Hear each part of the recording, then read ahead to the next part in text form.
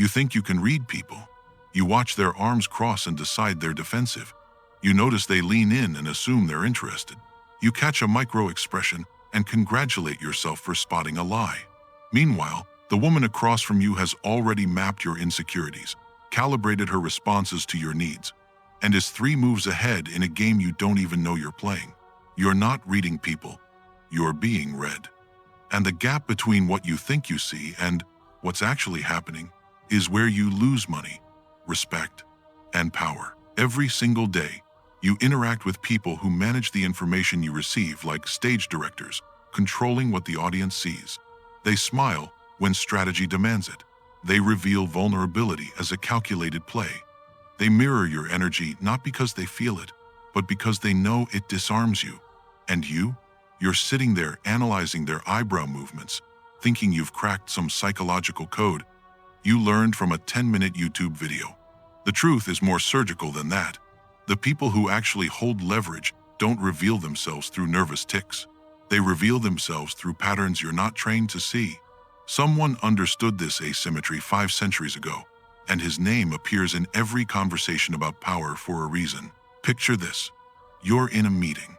A colleague proposes an idea that quietly shifts responsibility away from him and onto your team. He frames it as collaboration. His tone is warm. He even compliments your past work before making the ask. You scan his body language because that's what you've been taught to do. Open posture, steady eye contact, relaxed hands. Everything signals honesty. So you agree. 3 weeks later, when the project collapses, his emails show he predicted the risk all along, he just never mentioned it to you. You didn't read him wrong because you missed a facial cue. You read him wrong because you were looking at the wrong data entirely. He controlled the script. You analyzed the performance. Now picture your dating life. You meet someone who seems emotionally available, reflective, vulnerable in all the right ways. They share a story about past pain. They ask deep questions about your childhood. They make you feel seen in a way that's rare. What you don't notice is the formula. The same confessional tone with every person they pursue. The same questions, delivered with the same pauses. The vulnerability isn't real. It's infrastructure. It's a system they've built because it works. And while you're decoding whether their pupils dilated when you spoke, they're running a script they've optimized over years. You think you're connecting. You're actually auditioning for a role someone else is casting. This is the hidden architecture of your losses. You were taught that reading people means watching what they do in the moment. But manipulative people don't live in the moment. They live in patterns, incentives, and outcomes. They know what they want before the conversation starts, and everything they show you is reverse engineered from that goal. You're analyzing symptoms. They're engineering causes. You're reacting to their move. They're already planning move 7. The brutal truth is this. You can't read people by studying social cues, because the people who matter most, the ones who actually threaten or elevate you, are the ones who've learned to fake every cue you're watching. Niccolò Machiavelli spent his life watching rulers rise and collapse, watching wars turn on perception rather than strength, watching men with noble intentions get destroyed by men with better strategy. His conclusion was cold and precise. Human beings do not operate on the principles they claim to value. They operate on incentives, fear, and self-interest. Morality is a language people use to disguise what they actually want. If you try to understand someone by listening to their words or watching their gestures, you're gathering corrupted data. Machiavelli understood that the only way to truly read another person is to see past what they perform and ask one question: what does this person gain or lose based on how I respond? He taught that men judge by what they see, not by what is real. He explained that it's better to be feared than loved because fear is a bond you control, while love depends on the other person's mood. He warned that a prince must learn to not be good when goodness becomes a disadvantage. These aren't philosophical decorations, they're instructions. And they apply with ruthless accuracy to the modern problem you're facing. You're trying to read people by watching them. Machiavelli would tell you to stop watching and start mapping. What do they want? What are they afraid of losing? What story are they selling? And what story does the evidence actually tell? In this video, you're going to see 8 Machiavellian frameworks that teach you how to read anyone accurately, not by analyzing micro-expressions or body language myths, but by understanding the invisible systems that actually govern human behavior. These aren't tricks. They're structural shifts in how you collect and process information about the people around you. By the end, you'll stop being the person who gets played and start being the person who sees the game before it begins. Most people listen to what someone says and try to decide if it's true. Machiavellian thinkers do something different. They ask, what does this person gain if I believe them? This is incentive archaeology. You're not analyzing the message. You're excavating the motive underneath it. Machiavelli knew that people rarely act against their own interests, even when they appear to. If someone is giving you advice, selling you on an idea, or offering help, the first question is never, are they lying? The first question is always, what do they gain from my compliance? Here's the contrast. Your manager tells you that taking on an additional project will be great for your visibility.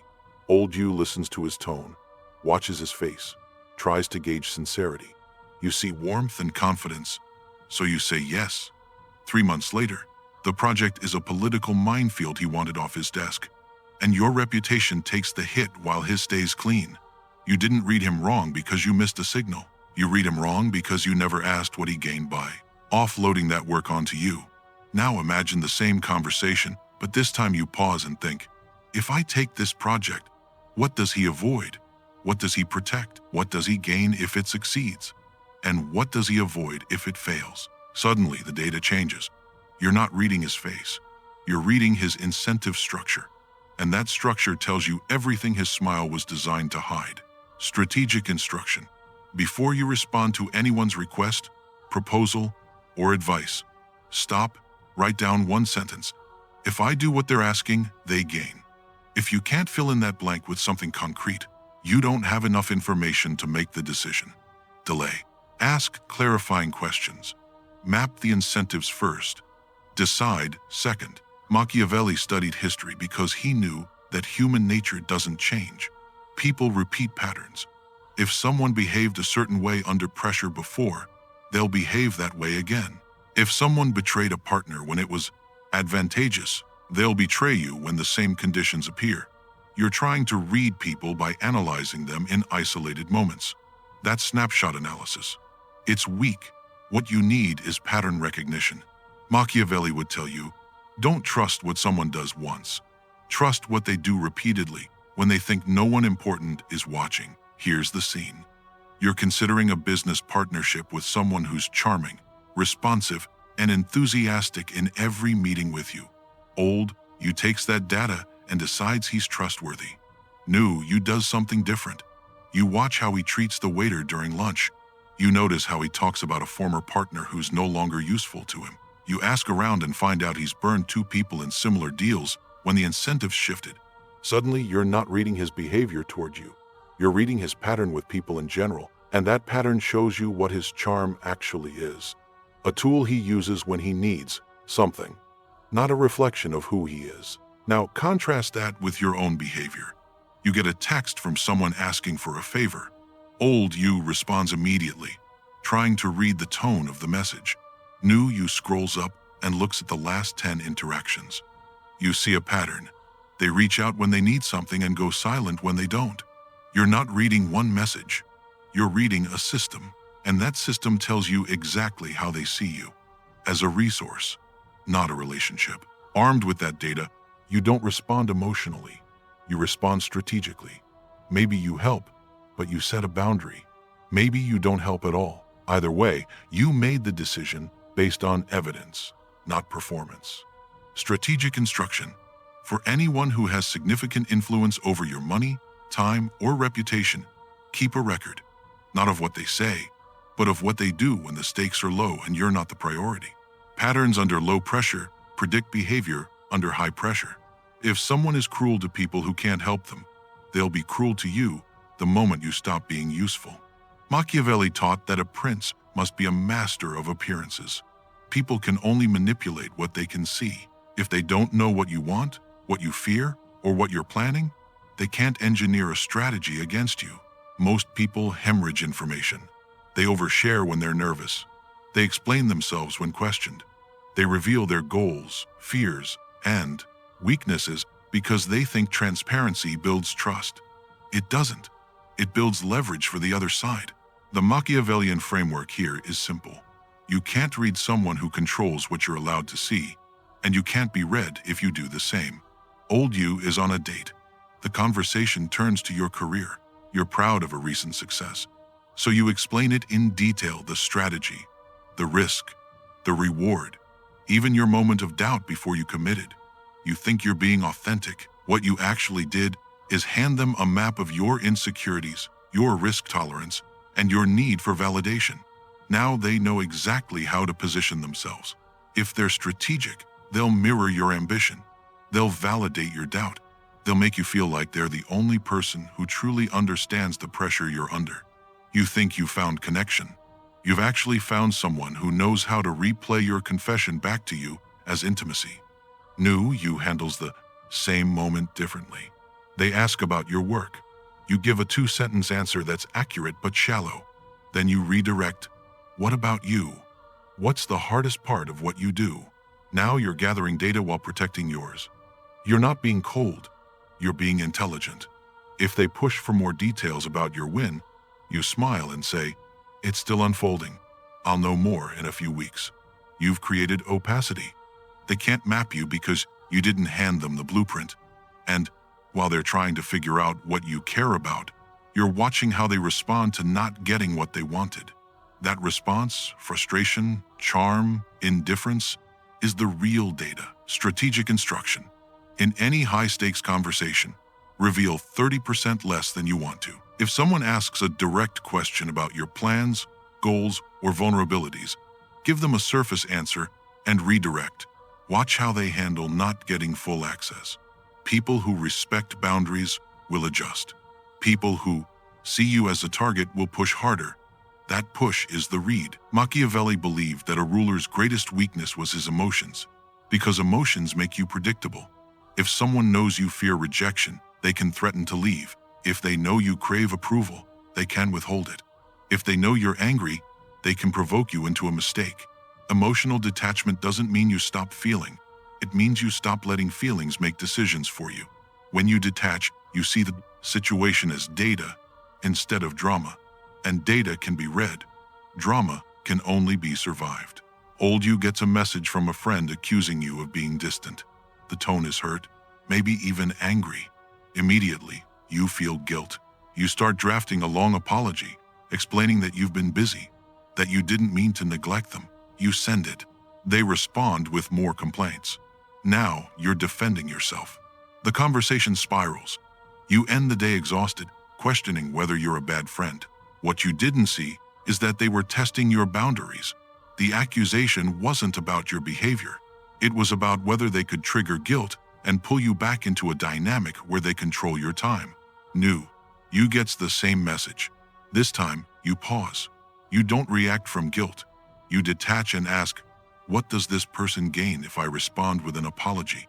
You realize they gain centrality. They gain proof that they can pull your attention whenever they want. So instead of apologizing, you respond calmly. I've had a full few weeks. Let's catch up when things settle. No defense, no explanation. You've refused to enter the emotional frame they built. Now watch what happens. If they're genuinely hurt, they'll accept that and wait.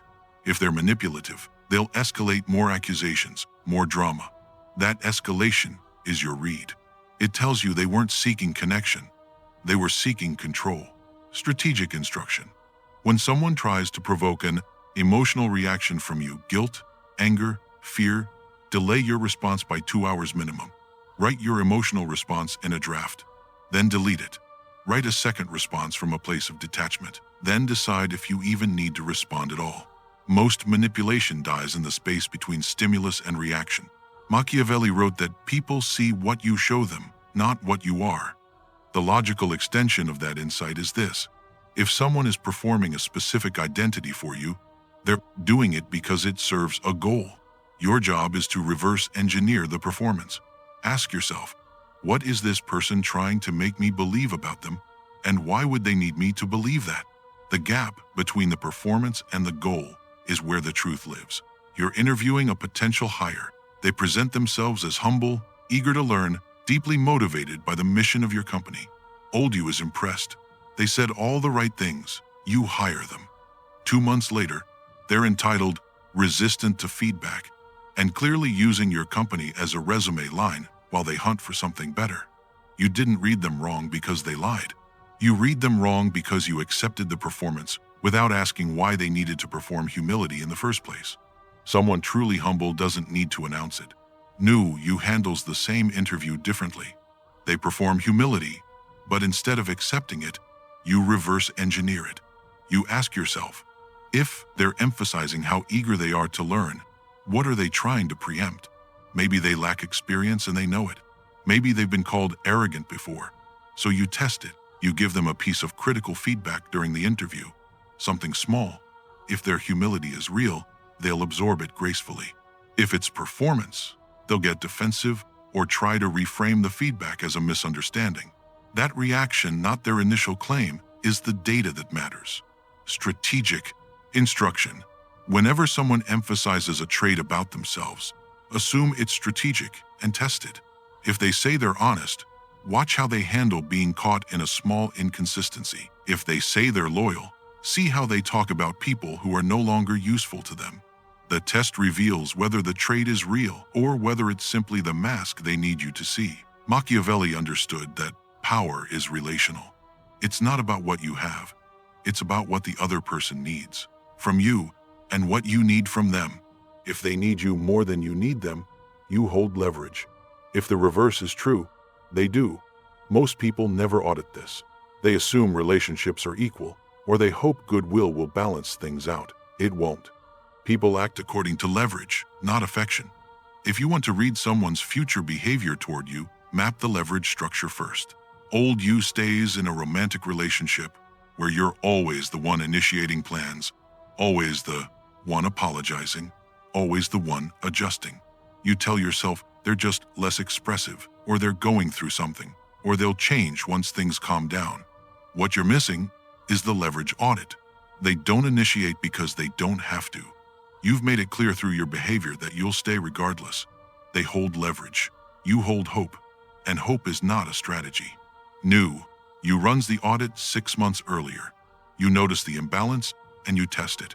You stop initiating for 1 week. If they reach out, the relationship has mutual interest. If they don't, you just discovered that you were maintaining something they were passively consuming. That's not cruelty. That's data. Armed with that data, you make a decision based on reality, not the story you wanted to believe. You either renegotiate the terms or you leave. Either way, you stopped being the person with no leverage. Strategic instruction.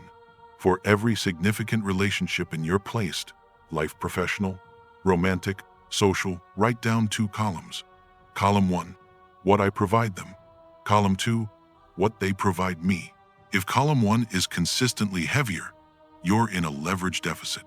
That doesn't mean the relationship is doomed, but it does mean you need to recalibrate.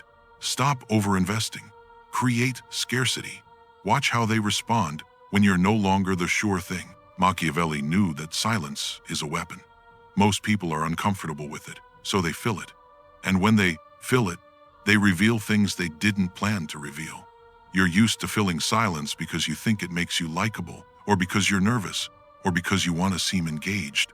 But every time you fill the silence, you give away information and you lose the chance to collect it. Strategic silence is the practice of staying quiet and watching what the other person does with the space you've created. Old you is negotiating a salary. You state your number. The hiring manager pauses. The silence feels heavy, so you start talking. I'm flexible, of course. I just think based on the market and my experience. You're explaining, justifying, softening. By the time you stop talking, you've negotiated against yourself. They didn't have to say a word. Your discomfort with silence did their job for them. New you states your number and then stops. The hiring manager pauses.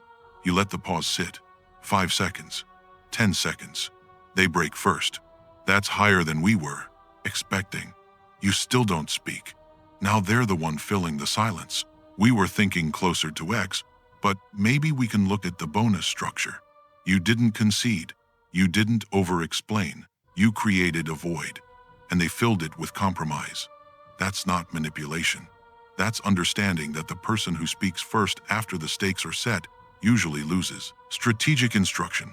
In any conversation where something important is being negotiated, money, time, commitment, boundaries, practice the 3-second rule. After you make your statement or ask your question, count to 3 in your head before you speak again. Let them sit in the silence.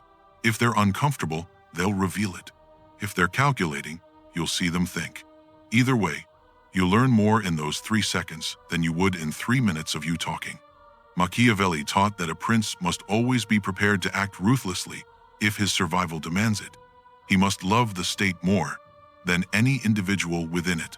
The modern translation of that principle is this: you must be willing to walk away from anyone who costs you more than they contribute. But most people don't walk away because they've never simulated the exit. They're so embedded in the relationship, the job, the dynamic, that they can't imagine life without it. The exit simulation is the practice of mentally rehearsing your life after you've removed someone. If the simulation shows you're better off, the decision is already made. You're just afraid to execute it. Old you has a business partner who's charismatic and well-connected but consistently misses deadlines, blames external factors, and takes credit for wins while distancing himself from losses. You're frustrated, but you stay because you think you need his network. You've never simulated the exit, so you don't know what you'd be walking into. Fear keeps you locked in a dynamic that's slowly draining you. New you runs the simulation. You sit down and write out what happens if you end the partnership. You lose his network, but you gain full control over execution. You lose his charm in client meetings, but you gain accountability and speed. You map it month by month. Month 1 is uncomfortable. Month 3 is neutral. Month 6 is better. The simulation shows you that short-term discomfort leads to long-term leverage. Armed with that clarity, you have the conversation. You're not emotional. You're not cruel. You're simply executing a decision you've already made on paper. Strategic instruction. For any relationship or situation that drains you, write a 6-month exit plan. Don't act on it yet. Just map it. What happens in month 1 if you leave? Month 3? Month 6? If the trajectory shows improvement, you have your answer. If it doesn't, you know you need to renegotiate instead of exit. Either way, you've replaced fear with data. The old version of you approached people like a detective analyzing clues in real time. You looked for tells, cues, signs. You thought reading people was about perception. It's not. It's about structure. The new version of you understands that people are not mysteries to be decoded through intuition. They are systems to be mapped through evidence. You no longer ask, what are they feeling? You ask, what do they want? What are they afraid of? And what do they gain if I respond the way they're hoping I will? This shift is not about becoming paranoid. It's about becoming precise. Machiavelli didn't teach cruelty for cruelty's sake. He taught precision in a world where imprecision costs you everything. You're no longer the person who over-explains, who fills silence, who hands out trust as a default setting and then feels betrayed when it's exploited. You're the person who audits leverage, maps incentives, tests performances, and controls information flow. You don't react to what people show you. You respond to what the data tells you. People will notice the change. Some will call you cold. Let them. Cold is the temperature of clarity. Some will say, you've lost your warmth. You haven't. You've simply stopped giving it away to people who were using it as a weapon against you. Machiavelli's lesson was never about becoming cruel. It was about becoming sovereign. And sovereignty begins the moment you stop letting other people's performances dictate your reality. You see the game. You map the players. You make decisions based on evidence, not emotion. That's not darkness. That's adulthood. If you close this video and change nothing, you just consumed entertainment. The frameworks are useless until you execute them. So here's what happens in the next 24 hours. You're going to choose 3 actions from the list below and complete them before this time tomorrow. 1. Run a leverage audit on your most important relationship. Write 2 columns what you provide, what they provide. If the gap is significant, stop over-investing for the next 7 days and observe how they respond. 2. The next time someone asks you for something, pause and write one sentence before you respond. If I do this, they gain dash. If you can't fill in the blank, delay your answer until you can. 3. Identify one person in your life who's performed a specific identity for you. This week, test that identity with a small piece of feedback or a boundary. Watch how they respond when the performance is challenged. 4.